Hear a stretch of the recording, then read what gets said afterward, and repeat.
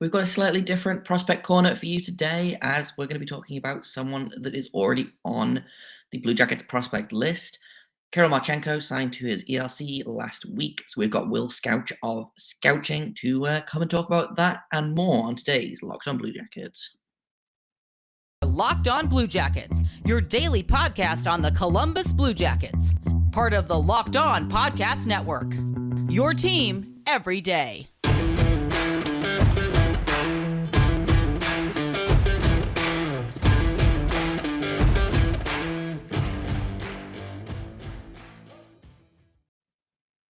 Hello and welcome to Locked On Blue Jackets, part of the Locked On Podcast Network, your team every day. I am, as always, your host, Jay Foster.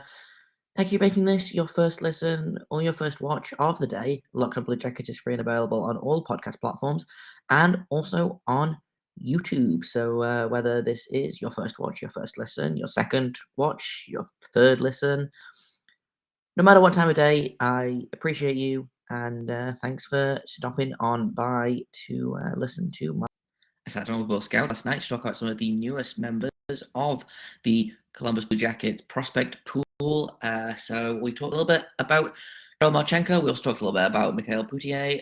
That's going to be coming up in a later episode. But today's episode is all about Kirill Marchenko, how excited Blue Jackets fans should be that he is on his way over from North America, and what he can bring to the team. So I'll just get right into it.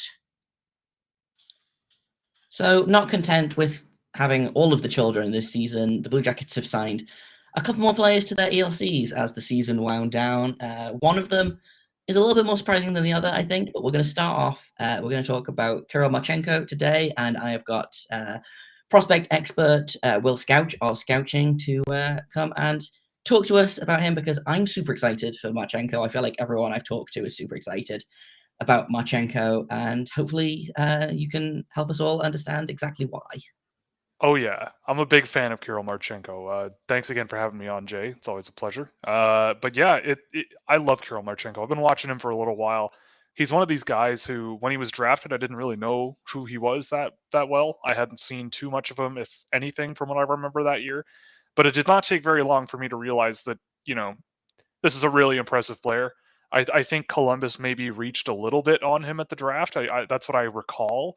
But it seems like, as Columbus tends to do, when they do that, they kind of know what they're doing, especially in that kind of range of the draft. And so, yeah, I've really grown to really like Kirill Marchenko over the course of the last few years. I saw a lot of him when I was watching Vasily Podkolzin when he was a draft eligible, and they were teammates for a little while.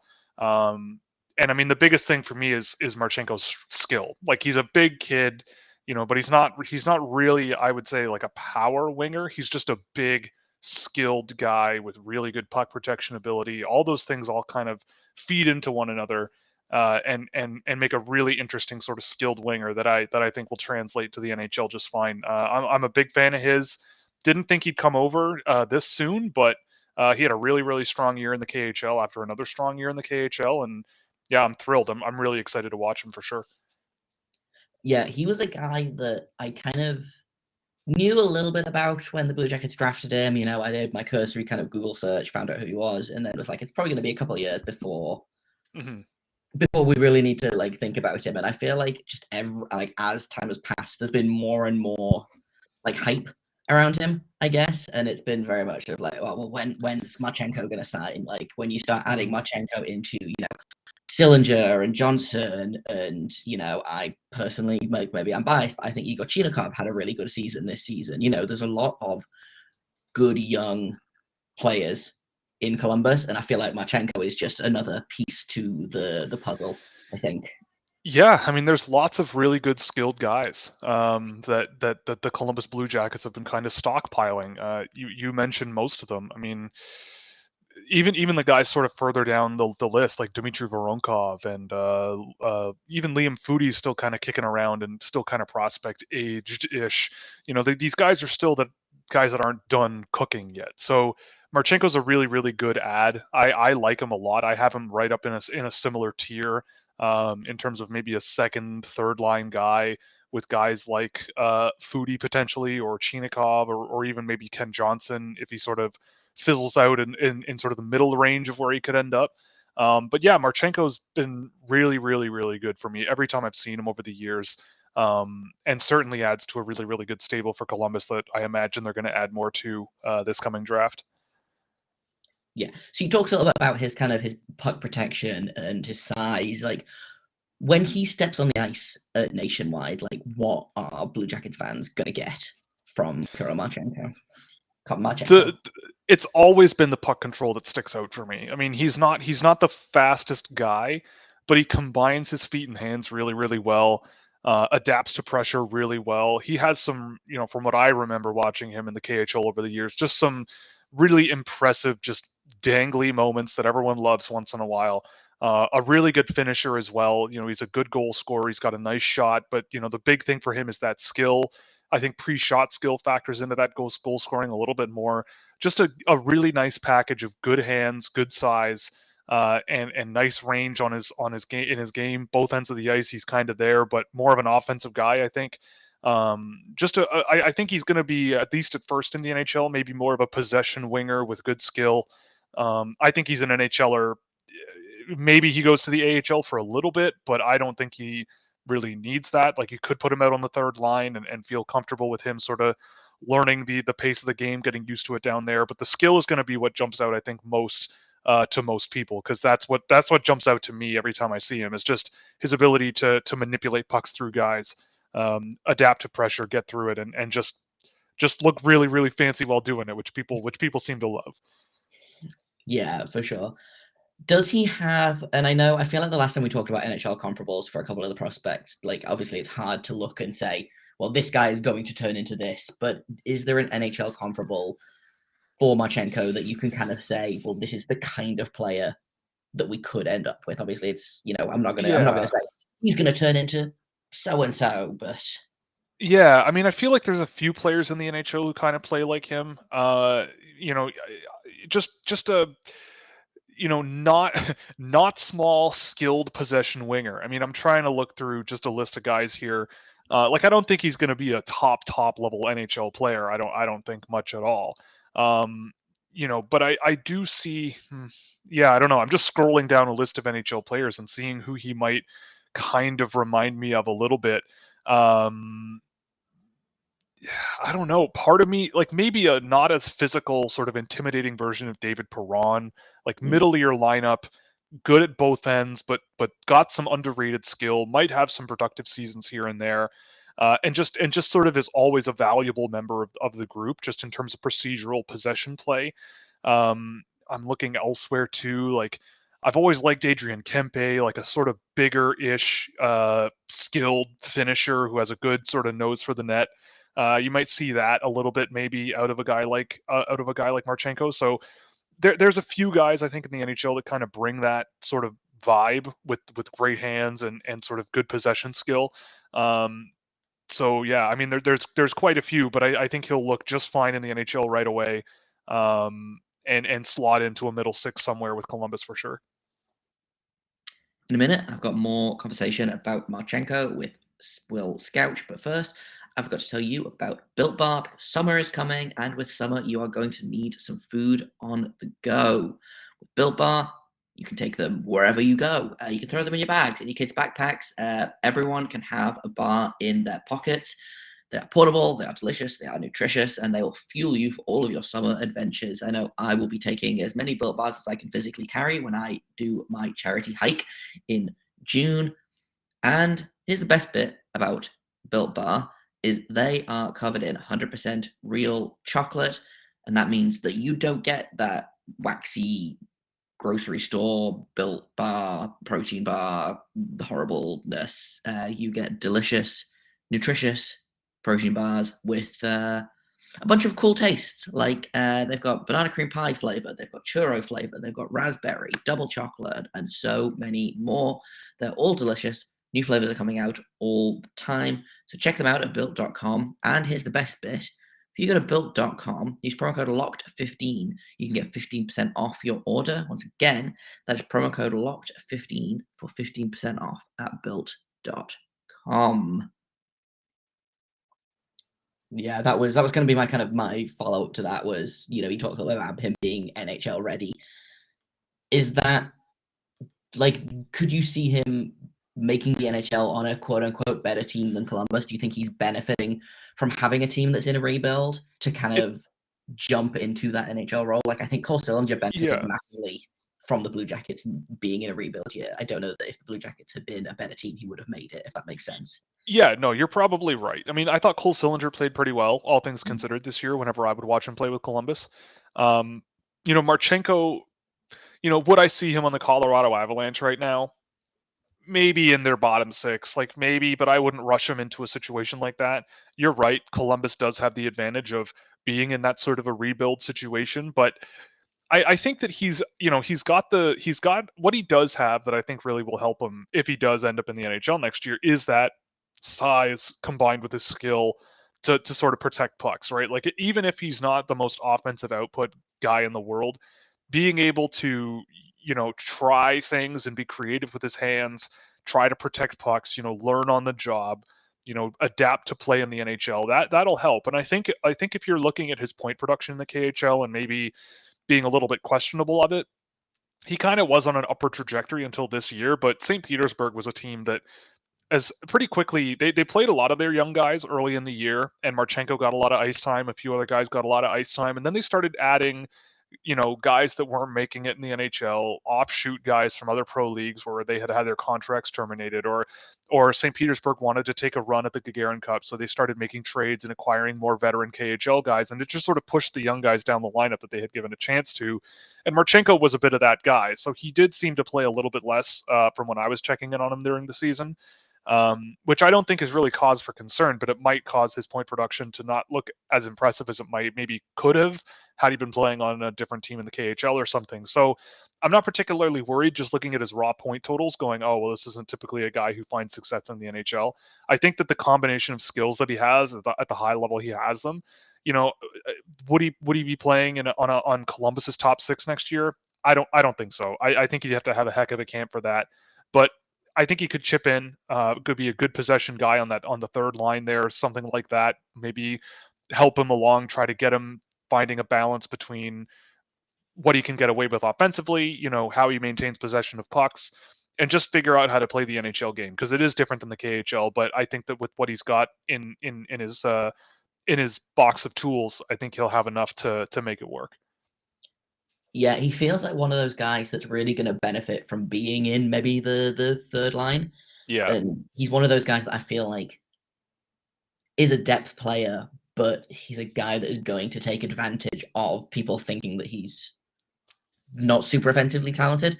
If that makes sure. sense, I think he's Yeah, probably going to surprise a lot of teams. And I feel like Alexander Texier kind of had that season. This year he was on the foot, like for the parts of the season he did play. Obviously, he missed quite a lot of the season due to injury and then due to yeah, family bereavement back home in France.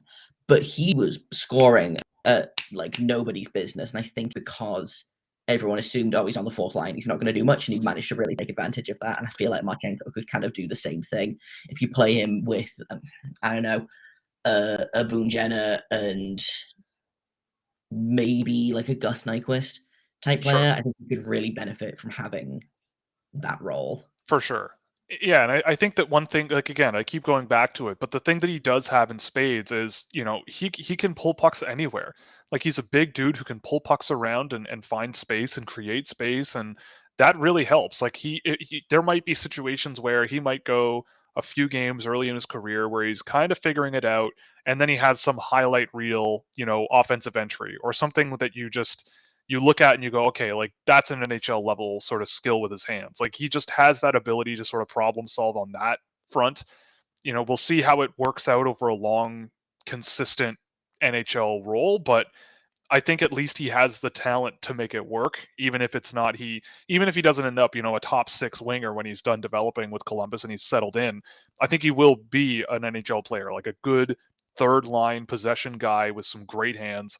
And yeah, I think he will per minute on the ice drive pretty good results. Just like you said with Alexander Texier, who's a guy who I really, really like watching as well.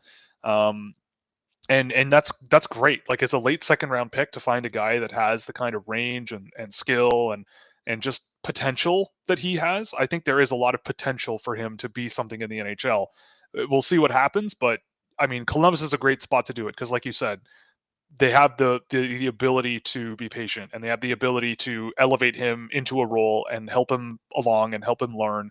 And even if his first year isn't an absolute banger, he has enough talent in the tank to make something work.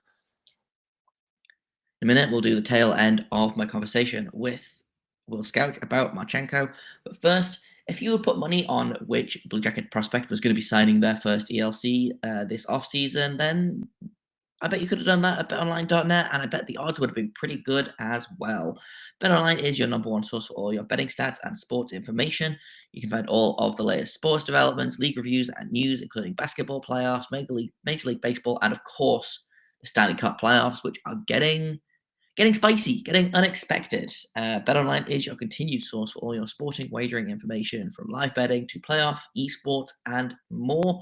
So make sure you head to the website today, that is betonline.net, or use your mobile device to learn more about the trends and action, because BetOnline is where the game starts.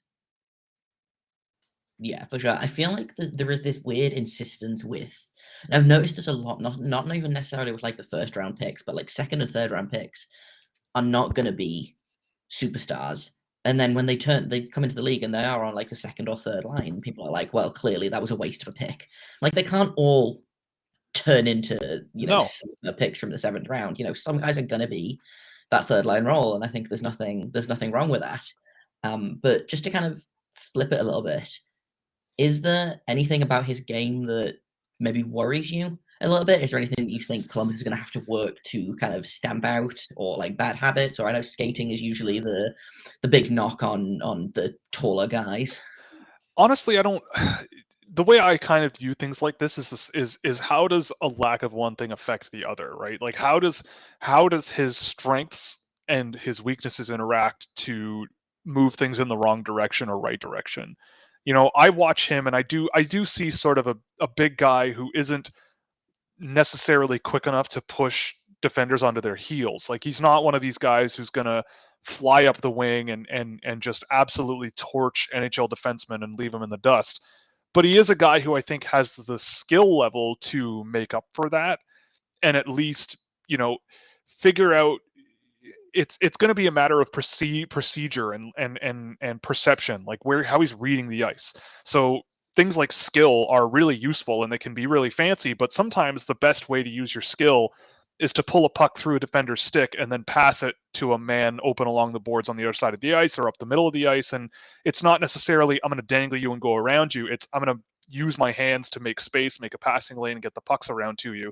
And I feel like Marchenko kind of focuses a little bit more on the one-on-one side of things, just sort of skating into pressure a little bit, trying to challenge guys one-on-one, which is good. Like you want to see guys trying that kind of thing. But I would like to see a little bit more sort of utilizing of line mates, a little bit more creativity in terms of using his hands and his passing in conjunction to keep play moving a little bit better. And I feel like in the NHL he'll learn that. I don't think there are too many things I look at with him where in the role that I expect him to play, there's like red flags that could limit him from being an NHL player of some kind. Because he's got good offensive tools, he's got the hands, he's got the sort of offensive mind, he's a good finisher. It's just going to be a matter of can he settle in as a team player? I think at the end of the day, you kind of think about who he's going to play with, and it's for me, I look at Columbus and see a guy like Igor Chinikov and go, look, these two guys are Russian. It's obviously the easy connection to make, but also Chinikov to me is a guy who can shoot the puck better than a lot of guys, and that's kind of his trademark thing. So if Kirill Marchenko is a good finisher on his own, but also has a guy on his line whose job is basically shoot the puck and put it in the net, Marchenko knows that, that using that skill and improving on his awareness a little bit to find a guy like Chinikov in open ice for a scoring chance could be just a game plan that you might give a shot to and try a bunch of times and see if it works and see if they can find each other, because they're both pretty good finishers, but Chinikov I think is the better shooter, and I think the guy with the better skill and the better puck management and everything right now is a guy like Marchenko. So you can see how there might be a little bit of a match there. So again, to answer the question, I don't think there's anything that's glaring as like a massive issue with him. It's just a matter of, how much is he going to really be able to drive offense in the NHL with what he's got, rather than anything being necessarily poor. So we'll see how it works. But I think if you put him with the right people, put him with some finishers, put him with some guys with pace up the middle of the ice, or maybe a bit of physical skill, I think you could find a pretty good set of matches for him, because there's a lot to like with him. Yeah, and I feel like low key one of Columbus's strength this season, I think, was putting players in positions to succeed in a way that they didn't necessarily do when John Tortorella was in charge. When John Tortorella was in charge, it felt very much like, well, you're going to play this way with this Yeah. person, or you're going to sit on the bench. But Brad Larson, I think, either because he's a new coach or because he's a different kind of coach than John Tortorella, it feels very much like he's not like letting the players dictate, but I do feel like he's like, right, how can I make you the best player, as opposed to trying to make them into the best player by doing something they're not supposed to do. So I think Marchenko could, again, kind of really become, like you said, maybe a third second liner. I think he could be like a real success story on a team like Columbus, which has shown that they know how to develop young players, I think. Yeah, I think so too. He's going to get a look. He's going to get a chance. I think he's good enough to make it. You never know. You never know until he's actually on NHL ice. Like, the pace of the game in the NHL is very fast. The ice is smaller. It's physical a lot of the time. Guys are also going to learn. If he does have a really hot start, teams are going to start noticing and trying to counter him a little bit better. So that might create, other issues to fix for him. But you can't know what those are until it happens. I think that, ever since I started watching him really intently back in, I think it would have been 18, 19, like after he got drafted, and I was watching Vasily Podkolzin, and I went, man, this Marchenko guy's really good. Like, this guy, he was in the VHL, which is the KHL's minor league, and he looked great. Like, just the hands that he has, and all this really interesting, fun skill that he's got. And I sort of sat back and went, okay, like, let's keep an eye on this guy, because Columbus might have really sort of seen something with him. And I still see similar levels of interest from myself about him. So I'm curious to see what he can do. And I think Columbus is a great spot for him to sort of test the water and stick his foot in and play some minutes and see what happens. Yeah, for sure. I'm super excited for next season. I think there's a lot to be excited about with Columbus. For sure. I agree fully. With Marchenko, with the further development of Cole Sillinger, I think Ken Johnson was kind of, I don't want to say overshadowed in his debut, with Nick Blankenburg being a surprisingly solid signing. But I think he took a little bit of, it took him a little bit longer to adjust to the NHL that I think people suspected. But I'm super excited. The future feels really bright with the Blue Jackets now, in a way that I don't think it has been for a few years. It feels like we're really reaping the rewards of all of the slow progress that the development team have been through. And that's all I've got for you today. Tomorrow, we're going to be talking again to Will Scouch about a different Blue Jackets prospect. We're going to be talking about Mikhail Poutier, who is a Finnish prospect that has been just lighting it up in the Liga this season and has been rewarded with his entry-level contract. So that is planned for tomorrow's episode. I've been Jay Foster. You can find me on Twitter at _Jacob Foster, JAKOBFORSTER. If you want to follow the podcast on Twitter, we are at LO_Blue Jackets. If you have comments, questions, criticisms, you can email me at lockedonbluejackets@gmail.com. Thank you once again for making this your first listen or your first watch of the day. Locked on Blue Jackets is and always will be free and available on all podcast platforms and also YouTube. There's never going to be a paywall for you to consume Locked On content. And until tomorrow, make sure you stay locked on.